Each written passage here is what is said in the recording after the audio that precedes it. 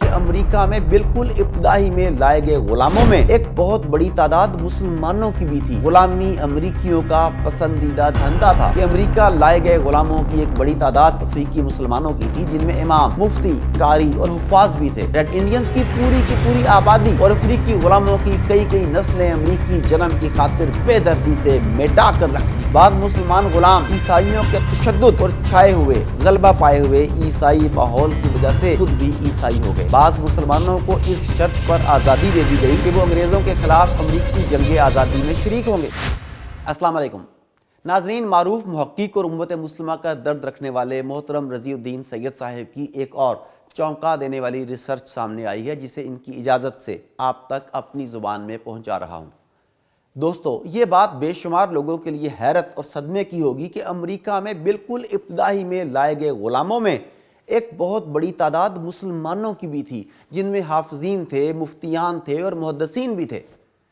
ناظرین، امریکہ کی تاریخ صدا سے سیاہ رہی ہے۔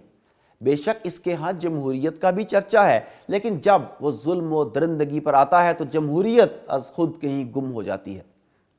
امریکہ کے اجزائے ترکیبی میں مسلمانوں کی ہزیمت، عیسائی انتہا پسندی اور صہیونیت کی سازشیں شامل رہی ہیں۔ امریکہ کے جسم پر یہ ایسے دھبے ہیں جو اب تا قیامت صاف نہیں ہو سکتے۔ یہاں جب انگریز حکمران تھے تو انہوں نے یہاں کی اصل آبادی ریڈ انڈینز کو بھی نیست و نابود کیا۔ چنانچہ آج کوئی نہیں جانتا کہ ان کی اس قدر بھاری آبادی کہاں گم ہو گئی۔ غلامی امریکیوں کا پسندیدہ دھندا تھا، جس کا بانی کرسٹوفر کولمبس تھا۔ امریکہ دریافت کرنے کے جنون میں جب وہ بحری سفر پر نکلا تو افریقیوں کو جبر و تشدد سے اپنے جہاز میں بھر کر لادتا رہا۔ ایسے افریقی جن میں بچے بھی تھے، حاملہ عورتیں بھی اور جوان مرد بھی۔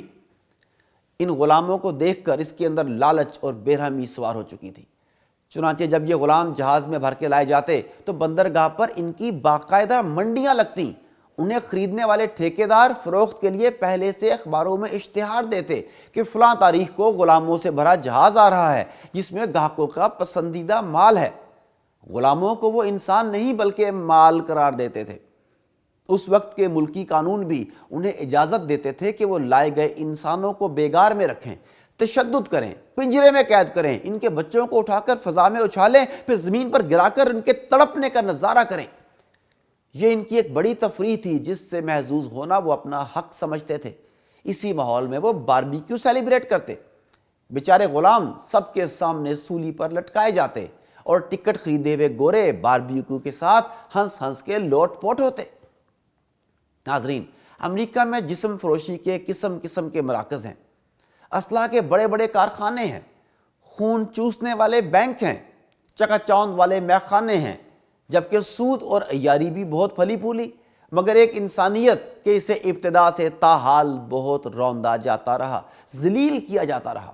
ریڈ انڈینز کی پوری آبادی اور افریقی غلاموں کی کئی نسلیں امریکی جنم کی خاطر بے دردی سے مٹا کر رکھ دی گئیں۔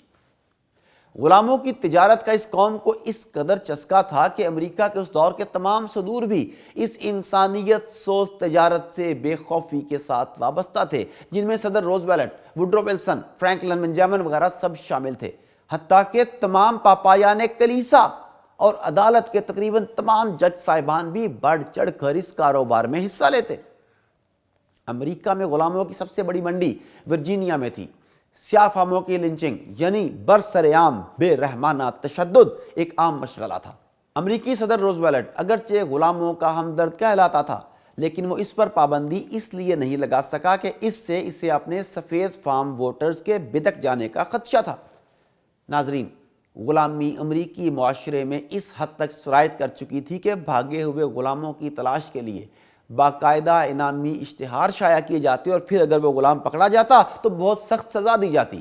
حالانکہ غلاموں کا بھاگنا بذات خود ایک مشکل عمل تھا، کیونکہ انہیں ملک کے راستے معلوم نہ تھے۔ دوم، سارا ملک ہی سفید فاموں کا تھا، جن کے لیے یہ افریقی ایک کھیل اور دل لگی تھے، تو وہ بیچارے بھاگ کر بھلا کہاں جاتے۔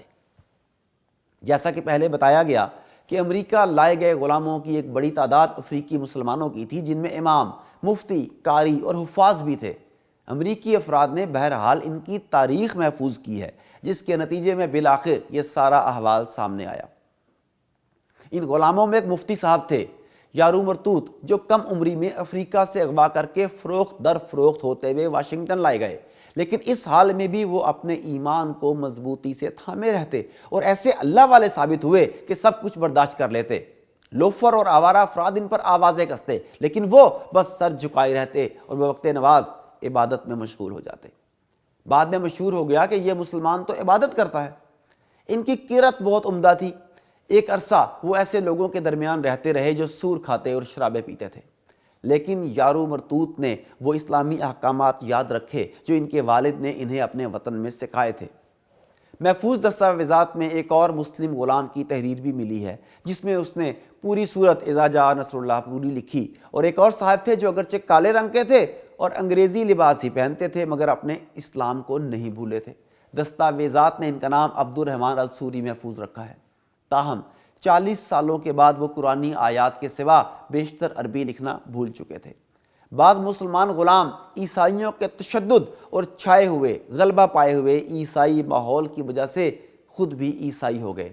انہی میں سے ایک وسطی افریقہ کے غلام محمد باکو تھے۔ برازیل میں جو دستاویزات سامنے آئی ہیں، ان کے مطالعے سے پتہ لگا ہے کہ مسلمانوں نے جنوبی امریکہ میں خفیہ مدرسے، نظام تعلیم اور خفیہ مساجد بھی قائم کر رکھی تھیں۔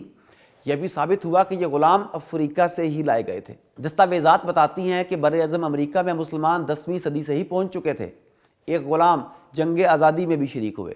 1731 میں انہیں دریائے سینیگال کے قریب سے اغوا کیا گیا تھا۔ بعض مسلمانوں کو اس شرط پر آزادی دے دی گئی کہ وہ انگریزوں کے خلاف امریکی جنگ آزادی میں شریک ہوں گے۔ ناظرین، واضح رہے کہ افریقہ میں اسلام اپنے بالکل ابتدائی دور میں ہی غالب ہو چکا تھا، جبکہ دوسری جانب سلطان صلاح الدین ایوبی نے 1187 میں یروشلم کو بھی دوبارہ فتح کر لیا۔ اس لحاظ سے غلاموں کا شکار کرنے والے کولمبس کے عہد میں افریقہ میں اسلام بھرپور طریقے سے اپنا نور پھیلائے ہوئے تھا۔ مختصراً اگر امریکہ کی تاریخ بیان کرنی ہو تو وہ اس چھوٹے سے جملے میں مکمل طور پر سمٹ آتی ہے کہ یہ وہ ریاست ہے جس کی زمین ریڈ انڈین سے چرائی گئی اور جس کی تعمیر ان لوگوں سے کروائی گئی جنہیں افریقہ سے چرا کر امریکہ لایا گیا تھا۔ ناظرین، یاد رہے کہ اس کلپ کی 80% معلومات ڈاکٹر حق حقی کی تعریف کردہ اہم تحقیقی کتاب ہوئے تم دوست جس کے وہاں سے لی گئی ہیں، اور اس ریسرچ کو اپنے الفاظ میں ڈھالا اور اس میں اضافہ کیا رضی الدین سید صاحب نے۔ Thank you very much.